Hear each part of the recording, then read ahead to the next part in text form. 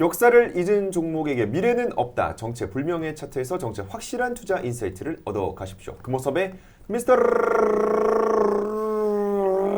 레이 차트 2주 만에 돌아왔습니다. 차트 보여주세요. 2022년부터의 차트입니다. 기업의 역사가 그렇게 길지 않고요. 최근 들어서 2025년 들어서 급등을 한 이런 기업들이 너무 많죠. 2020년도 2022년부터 2025년까지 약 3년에서 4년 정도의 차트이고 진짜 얼마 안 됐네요. 2015년 들어서 급등한 기업입니다. 근데 뭐 이러한 기업들이 미증시에 한둘이 있는 게 아니기 때문에 그렇죠. 이 차트만 보고서는 쉽지가 않을 수도 있겠습니다. 최근 들어서는 변동성이 좀 깊게 나오기도 했었던 기업이에요. 다음으로 차트 보여주세요. 힌트 보여주세요. 구리, 카라, 에이씨. 카라가 이 카라인가요? 아니면은... 아이돌 카라입니다. 우리 미스터 그런 거 우리 학창 시절을 즐겁게 해줬던 그 카라. 네.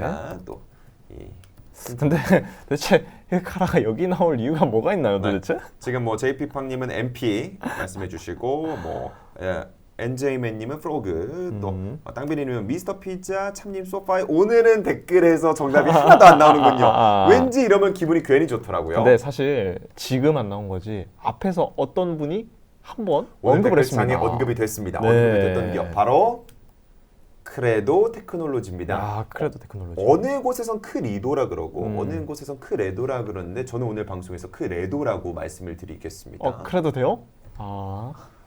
진짜 안 하고 싶다. 자, 크레도 테크놀로지는 이제 AI 인프라 테마의 또 다른 주인공, 또 다른 수혜의 종목이라고 보면 되겠습니다. 그 기분 좋아하는 미소가 너무 기분이 나빠요. 그래서 크레도는 저 개인적으로도 사야 됐는데, 그때 샀어야 되는데라고 너무 많이 후회가 되는 종목인데, 껄무새의 종목인데요. 주목받은 지는 몇 달 되긴 했습니다. 그런데 오늘, 정확히는 전날 실적 발표 이후에 지금 주가가 폭등을 하고 있어요. 그래서 제가 지금이다 싶어가지고 크레도 테크놀로지를 오늘의 미스터리 차트 주인공 종목으로 가져와 봤습니다. 좀 더 기대가 되는 그런 종목이네요. 자, 크레도의 역사를 살펴보기 전에 크레도 테크놀로지가 좀 익숙하지 않으실 분들도 분명 계실 겁니다. 저는 사실 좀 잘 익숙하지 않거든요. 들어는 봤는데 AI 그리고 엔비디아랑 좀 엮여있는 그런 걸로 들어는 봤는데 정확히 뭐하는 기업인지 모르실 분들이 계실 것 같아서 기업의 기술력 그리고 핵심 제품들에 대해서 먼저 말씀을 드려보도록 하겠습니다. 데이터 센터 기술의 역사를 봐야 돼요. 이 데이터 센터 기술의 역사는 언제나 더 빠른 속도를 향해서 도전해 왔습니다. 그렇죠. 왜냐하면 서버와 서버를 잇는 이 인터커넥트 기술이 데이터 센터 전체의 성능을 좌우하거든요. 그렇죠. GPU를 아무리 좋은 블랙웰로 때려 넣어도 연결이 느리면은 전달을 해야 되는 제대로 안 되면은 그렇죠. 그게 뭔 소용입니까? 그렇죠. AI가 안 돌아가잖아요. 그래서 이 연결이 언제나 굉장히 중요했었던 게 데이터 센터의 역사입니다. 근데 이 인터커넥트 시장의 표준이 언제나 구리선 그리고 패시브 DAC라고 하는 이 구리선 기반의 이 케이블이 표준이었습니다. 그리고 이게 저렴해요. 그리고 단순하긴 해요. 그런데 데이터 전송의 속도가 빨라질수록 신호가 급격히 약해져서 2, 3m만 케이블이 길어져도 신호가 제대로 못 갑니다. 아무래도 또 이제 이 현물 구리로 되어 있다 보니까 또 그런 것 같기도 하고 또 이게 구리 가격이 상승하면 비용도 같이 상승할 수도 있겠다라는 생각이 들어요. 그렇죠. 그래서 이러한 구리 케이블의 한계를 극복하기 위해서 나온 게 이제 비싸고 전력 소모가 큰 광 케이블. 우리 많이 들어봤죠. 광 케이블로 넘어가는 게 기업들에게는 당연하게 여겨졌습니다.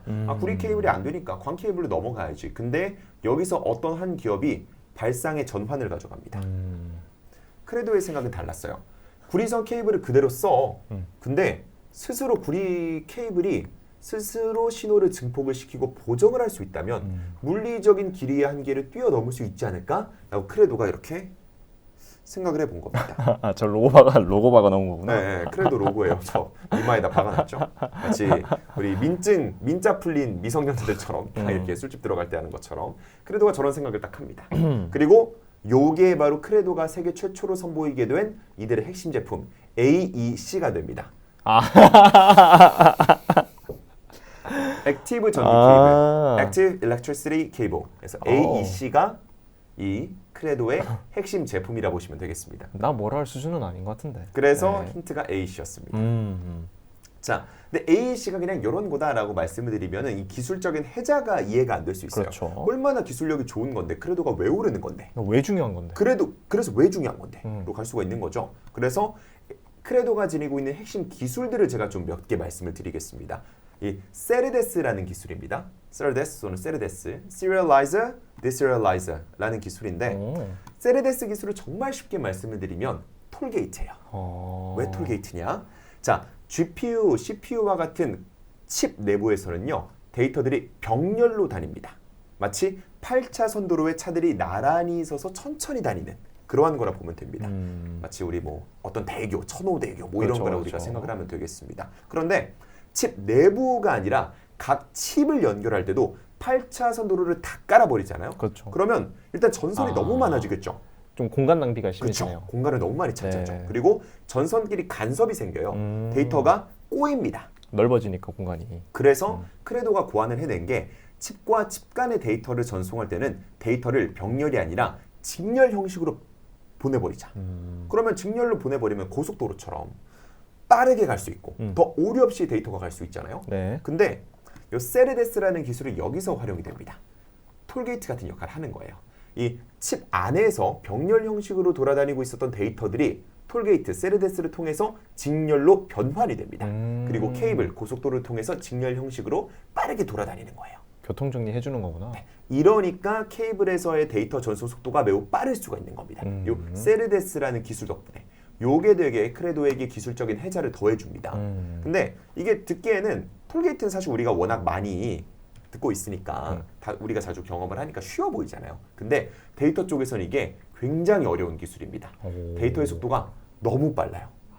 1초에 데이터가 수백억 개가 처리가 돼야 됩니다. 0.0000000000001초만 꼬여도 데이터 전체가 다 꼬여요. 근데 그렇게 바쁜 와중에 그걸 다 잡아서 정렬을 해야 되는 거니까. 심지어 순서도 안 틀리고 들어왔던 순서 그대로 또 내보내줘야 되거든요. 그러니까 이러한 기술을 가능케 하는 게 크레도의 세르데스 기술이다. 세르데스 기술이다. 라고 우리가 생각을 해보시면 되겠습니다. 이게 첫 번째입니다. 두 번째는요. 우리 지금 카라 힌트가 도대체 어디서 나오냐 이런 댓글이 많이 나오고 있는데 자 이제 그 정체가 나옵니다. 오. 두 번째 핵심 기술이 DSP입니다. 네. DSP가 카라에서 온 겁니다. 예? 카라의 소속사가 DSP 엔터테인먼트였어요. 야, 아실 분들은 아실 겁니다. 아이돌 좋아하셨던 분들은 DSP 엔터테인먼트 다들 들어보셨을 겁니다. 다들 아마 화들짝 놀라지 않았을까? 자, DSP 핵심 기술인데요. 이거는 이제 뭔 기술이냐? 쉽게 말하면 정비사 같은 역할이라 보시면 됩니다. 데이터가 초고속으로 이렇게 케이블을 통해서 이동하면 그 과정에서 어쩔 수 없이 신호의 손실과 잡음, 노이즈가 발생할 수밖에 없습니다. 게다가 AEC 같은 경우에는 광 케이블이 아니라 구리 케이블이기 때문에 데이터 손실의 정도가 더 클 수밖에 없습니다. 근데 DSPC는 이렇게 손실이 발생한 데이터를 수학적 알고리즘을 통해서 복구를 시킵니다. 그러니까 데이터가 좀 깨져, 좀 손실이 돼. 그래도 딱 해가지고 반도체 기술을 통해서 다시 복구를 시켜요. 그러니까 좀 더 데이터가 온전히 케이블을 통해서 전송이 왔다 갔다 할 수 있는 거죠. 에이스로 교통 정리하고 거기서 손실난 걸 DSP가 수리를 해주는 그런 방식이군요. 그렇게 그 DSP 그리고 요 세르데스 기술이 크레도의 핵심 기술이 되는 겁니다. 이 크레도의 액티브 전기 케이블 AEC에는 이 외에도 굉장히 많은 기술들이 접목되어 있습니다. 뭐 예를 들어서 리타이머라는 기술이 있어요. 다음 장표입니다. 이 리타이머는 이제 뭐냐면은 쉽게 말하면 다시 시간을 되돌리는 거예요. 앞서 말씀을 드렸지만 데이터가 왔다 갔다를 하게 된다면 당연히 신호의 잡음이나 또 손실이 발생할 수 있겠죠. 네. 요거를 다시 받아서 새 것처럼 만듭니다. 더 멀리 보냅니다. 요거 덕분에 이제 데이터가 장거리 이동이 가능해지는 겁니다. 네. 두 번째로는 Max Security, MACSec이라고 하는 기술입니다. 요건 뭐냐면요. 보안 기술인데요. 네.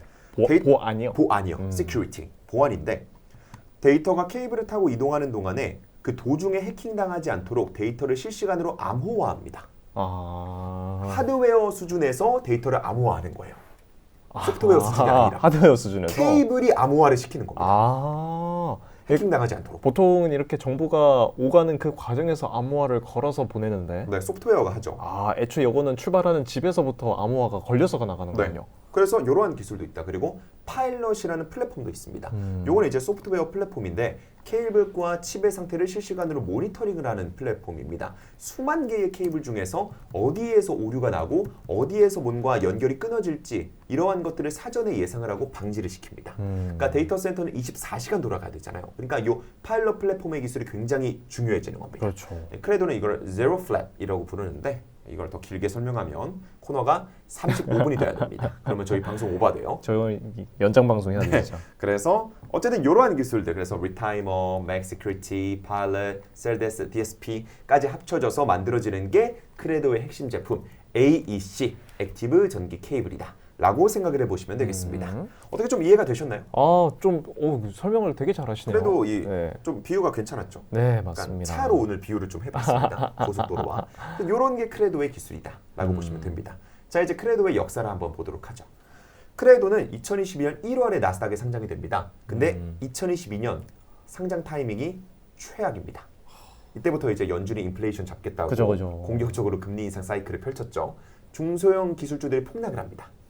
그러면서 안전주들로 투자자들의 자본이 향했고 제대로 돈을 못 벌었었던 이때 당시에 크레도는 당연히 주가가 많이 안 좋을 수밖에 없습니다. 좀 기어다녔습니다. 그리고 이때 팬데믹의 여파로 인해서 글로벌 반도체 공급망 대란이 발생을 합니다. 근데 이 크레도 같은 경우에는 팩리스 기업이에요. 네. 그러니까 따로 별도의 공장을 자체적으로 두고 있지 않아요. 설계만 하는. 네. 그래서 뭔가 따로 생산을 해줘야 되는 공장을 찾아야 되거든요. 네. 근데 이때 공급망 대란이 발생하다 보니까 생산 캐파 확보에도 어려움을 겪었습니다.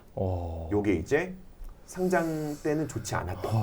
사실 이러한 기업들이 최근 들어 급등하는 기술 기업들이 상장 때 좋았거든요. 근데 크레도는 상장 때부터 좀 안 좋았습니다. 사실 막 그렇게 좋지 못했습니다. 그리고 2023년 2월로 가는데 요게 언제냐면 크레도의 주가가 하루 만에 50% 증발합니다. 아니 가뜩이나 지금 첫 출발부터 좋지 않았는데. 그러니까 뭐 예를 들어서 엔비디아가 지금 180달러대 있잖아요. 네. 오늘 하루 만에 90달러로 떨어지는 거예요. 아, 진짜 좀 쉽지 않은 상황이었네요. 크레도 주주들 입장에서는 피눈물이 나겠죠. 그렇죠. 말도 안 되는 상황이죠. 이게 왜냐면 이러한 공시를 내놓았습니다. 우리의 최대 고객사가 향후 주문량을 예상보다 대폭 줄였다. 그래서 우리는 다음 분기의 매출 가이던스를 낮춘다. 가이던스 하향 공시가 나왔는데 고객사의 이름이 밝혀지지는 않았습니다. 근데 우리 모두는 알고 있었습니다. 마이크로소프트라는 걸. 왜냐하면 이때 마이크로소프트가 크레도의 매출의 30%가량을 차지하고 있었거든요. 어마무시한 의존도가 있었습니다. 그래서 마이크로소프트가 이때 주문을 줄인 이유, 데이터 센터 업황이 안 좋구나 하면서 크레도도 매출 구조가 좀 위험하구나. 단일 고객에 너무 의존하는구나. 이러한 위험성이 부각이 됐던 게 이 시기입니다. 주가가 이래서 똑딱 떨어집니다. 반토막이 나버렸습니다. 이때. 그런데 다행이었던 건요. 이때 그래도 이 챗 GPT로부터 시작됐었던 AI 붐이 시작이 되던 시기였다는 거죠. 그래서 크레도의 AEC 제품도 이때부터 좀 각광을 받기 시작합니다. 그리고 크레도의 주가가 차근차근 상승을 하기 시작했고 AI 수혜주이기 때문에 그러면서 2024년 하반기부터 폭발적인 성장세를 보여줍니다. 일단은 이때 어떤 모멘텀이 있었냐? 매출 구조의 골든 크로스가 발생합니다. 크레도는 원래 일반 데이터 센터 제품이나 5G 통신칩 이러한 것들을 좀 주로 팔던 회사였어요. AI 매출은 이때까지만 해도 덤이었습니다. 근데 요 2024년 하반기를 기점으로 AI의 매출이 기존 매출을 뛰어넘습니다. 정말 AI 관련 기업으로 확실하게 쉬프트가 되는 시점이었다라고 보시면 되겠습니다. 그리고 추가적으로는 이 2023년 2월에 주가 폭락을 야기했었던 단일 고객에 너무 지나치게 의존한다는 요 리스크가 좀 해소가 됩니다. 바로 아마존이 들어오거든요.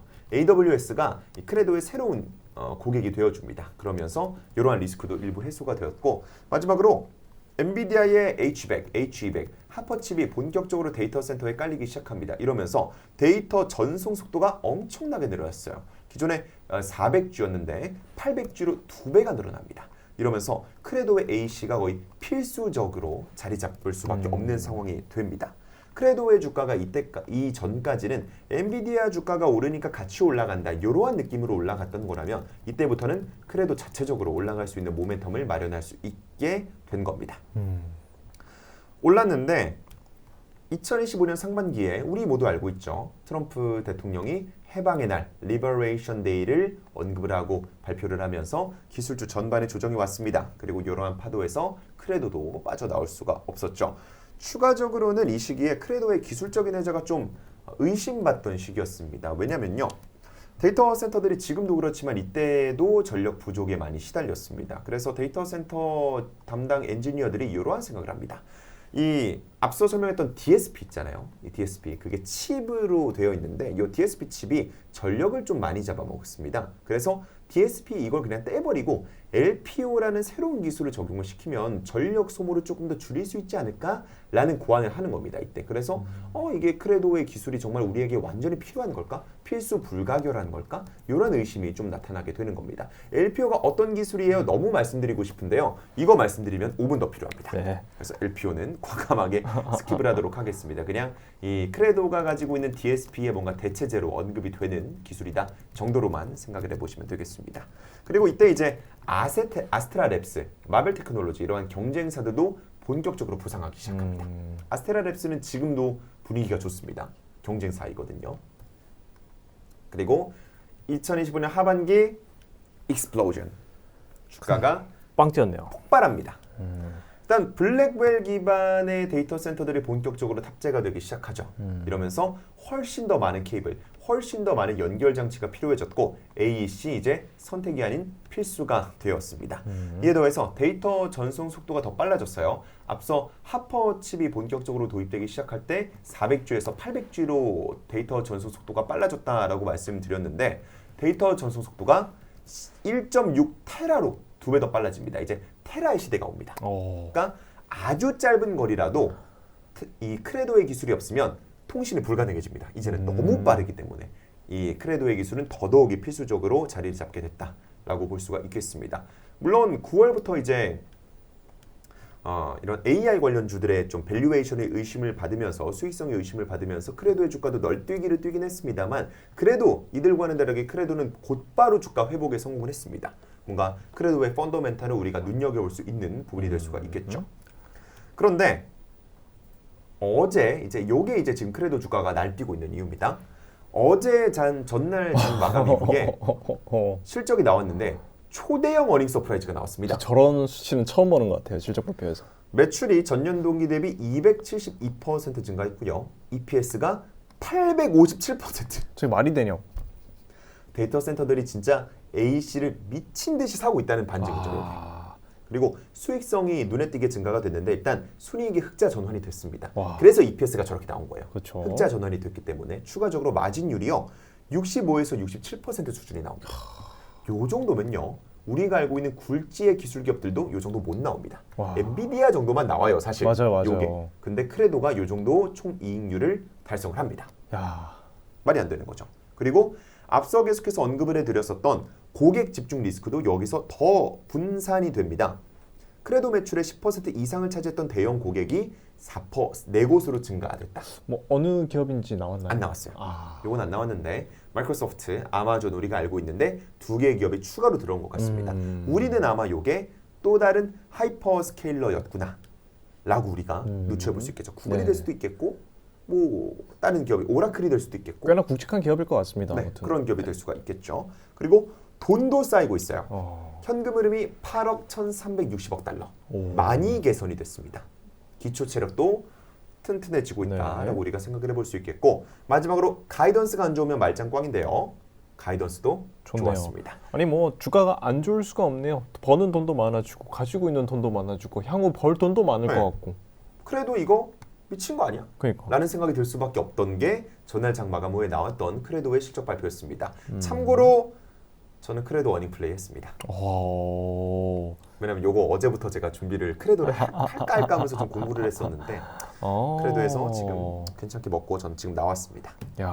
자, 근데 크레도 너무 좋은 얘기를 많이 했습니다. 그래서 크레도 리스크는 없을까? 리스크 꽤 있습니다. 우선 아스테라랩스 그리고 마벨 테크놀로지 이러한 경쟁 기업들이 있다 그랬잖아요.